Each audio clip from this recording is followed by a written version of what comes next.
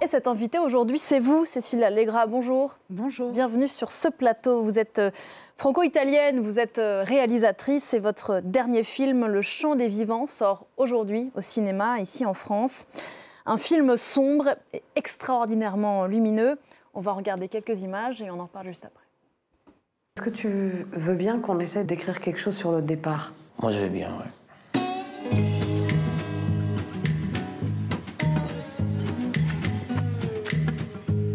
Tout le monde va avoir un petit problème de justesse. Vous n'allez pas se chanter super juste. Il faut se lâcher.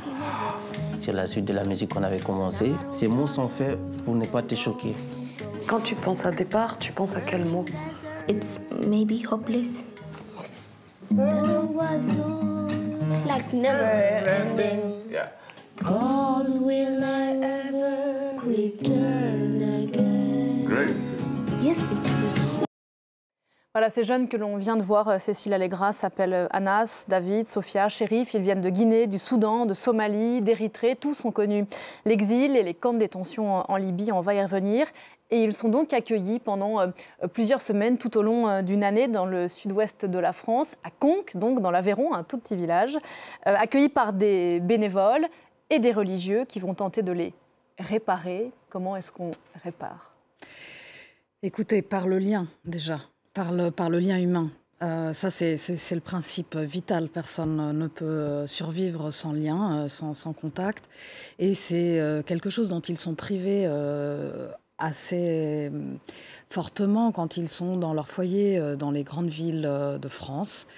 Ça, c'est la première chose. Et puis ensuite, par un parcours d'art-thérapie qui est un peu un accélérateur de réparation qui ne se substitue pas à un parcours psychiatrique, hein, entendons-nous bien, mais qui est quelque chose où, si vous voulez, on a un cadre, on vit ensemble, on prend des repas ensemble, tout ça pendant une semaine, on se soumet à de l'art-thérapie que vous voyez là, et c'est très physique, ce ne sont pas des vacances, c'est vraiment quelque chose qui est entrepris pour pouvoir essayer de digérer les immenses tortures qu'ils ont subies. Ouais, l'art-thérapie, et on le voit notamment dans cet exercice, c'est notamment réapprendre à être avec son corps, quoi, à faire la paix avec son propre corps. À faire la paix avec son corps, à rétablir le lien corps-psyché, puisque quand vous êtes torturé, vous savez que la première chose que vous faites, c'est que vous dissociez. Donc une partie de votre cerveau accepte l'idée de la mort, et l'autre partie est désespérément occupée à survivre.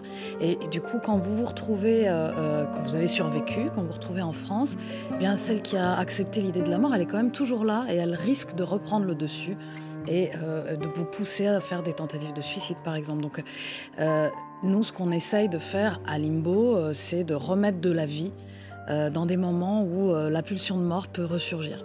Limbo, c'est le nom de l'association que vous avez créée. On va en reparler dans un instant. Pour revenir à ces séjours thérapeutiques, si on peut appeler ça comme ça, à Conques. Donc, ça fait plusieurs années que vous les organisez. Mais pour ce film-ci, vous avez embarqué avec vous un musicien génial qu'on vient de voir à l'image, qui s'appelle Mathias Duplessis, et qui met des mélodies sur ce que vous aidez, sur les mots que vous aidez à trouver, et c'est merveilleux, pour parler d'exil notamment, et ça donne ça. La Libye, c'est un pays compliqué. Attends, j'ai traduit, c'était l'horreur en vérité. En Libye, la vie était difficile. Attends, j'ai traduit, personne ne revient en vérité. En vérité, tu veux que je te dise, ces mots sont faits pour ne pas te choquer.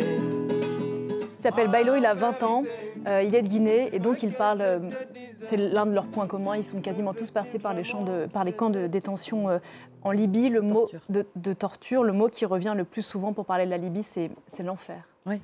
Mais oui, justement, et je pense que c'est important, je me suis permise de vous reprendre parce qu'on n'utilise pas les bons mots. Ce ne sont pas des migrants. Migrants, c'était mon arrière-arrière-aïeul qui partait de Palerme et qui est arrivé à Ellis Island. Et le maximum qu'il ait eu, c'est le typhus. Ce n'est pas quelqu'un qui a été torturé pendant 1 an et demi, qui a perdu tous ses proches, qui a été violé. Ça caractérise un survivant, pas un migrant. Et de la même façon, les camps de rétention, ce ne sont pas des camps de rétention, ce sont des camps de torture et de concentration. Donc c'est important qu'on arrive à mettre les bons mots, et eux, ils essayent de le faire dans ce film, désespérément et en même temps joyeusement, parce qu'ils transforment, si vous voulez, une histoire qui est douloureuse, qui est une histoire à la fois de souffrance, mais aussi de honte, qui a une difficulté à être dite, en un hymne qui va pouvoir être chanté vraiment à plein poumon et avec une grande joie, et qui va pouvoir être dansé et partagé avec les autres. Et ça c'est vraiment la vertu réparatrice de la musique. Excusez-moi, je crois que je n'ai pas répondu à votre question. Non, pas de problème. Mais ce que dit aussi cette chanson, d'ailleurs, ce sont des mots qu'on n'a pas envie d'entendre. Oui. Quoi. Si ce film existe, vous l'avez évoqué tout à l'heure, c'est qu'il y a cette association, donc Limbo, dont l'objet est d'aider ces exilés et non pas ces migrants à revenir à la vie après avoir vécu l'enfer.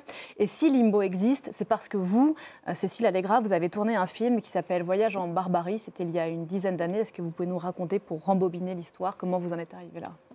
Oui, eh bien, avec ma co-réalisatrice, on avait commencé à travailler sur la question des camps de torture qui se trouvaient dans le Sinaï, et dont on nous disait, mais à l'époque on n'avait pas beaucoup d'éléments de preuve, qu'ils étaient terribles, que les gens y étaient détenus pendant un an et demi.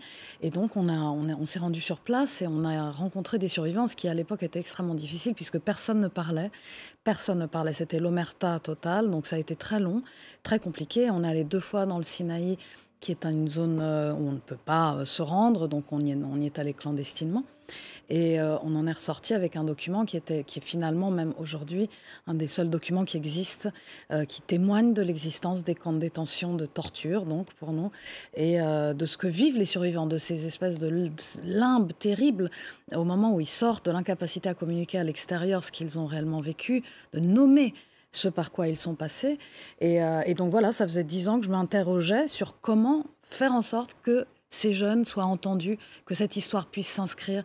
D'ailleurs, j'espère qu'un jour, ce ne sera plus moi qui serai devant vous pour vous parler, mais quelqu'un qui est un survivant de ces camps. Ce film dont on parle, Voyage en barbarie, vous a valu le prix Albert Londres, et il vous a fait comprendre aussi que si la route de la migration est un enfer, l'arrivée en est un aussi. Il y a cette phrase qui résonne dans une chanson: pourquoi partir de chez soi si tu ne vas nulle part? Ce dont parle ce film aussi, c'est de ce que ça veut dire de poursuivre sa vie quand on arrive quelque part où on est loin d'être attendu. Tout à fait. Eh ben, c'est étonnant de dire quand on ne va nulle part, mais il faut savoir qu'il y a des idées reçues terribles sur la route. On pense que les jeunes, quand ils partent, savent vers où ils vont, savent qu'ils vont aller en Libye, ce qui est vraiment très loin d'être le cas. Ce qui se passe, c'est que juste ils passent la frontière, et à partir de ce moment-là, ils sont comme aspirés dans un système de déportation qui va finir par les amener en Libye, mais tout du long, ils se racontent encore qu'ils peuvent revenir en arrière.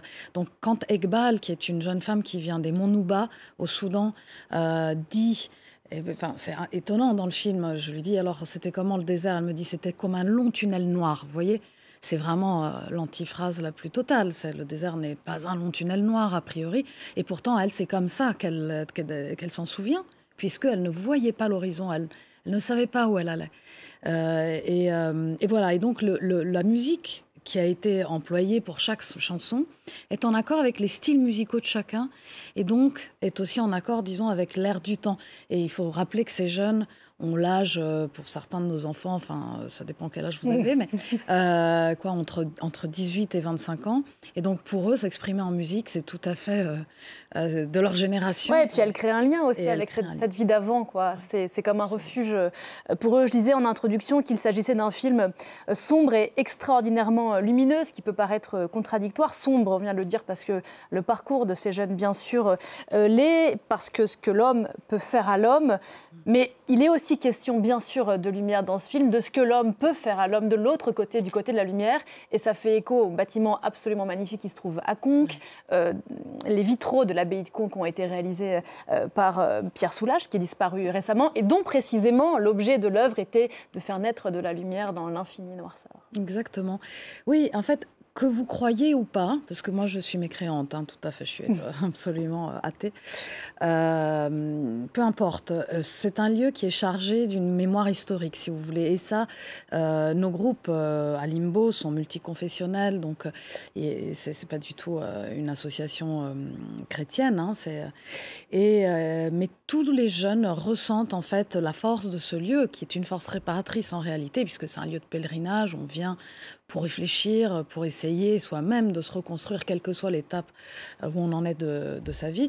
Mais c'est vrai que c'est aussi un lieu où s'est déployée une histoire extraordinaire de solidarité, puisque ce n'est pas uniquement les religieux, c'est tout le village. Et tout le village a aussi créé une SCI, retapé une maison dans le fond de la vallée et accueilli une famille réfugiée de Kassala au Soudan.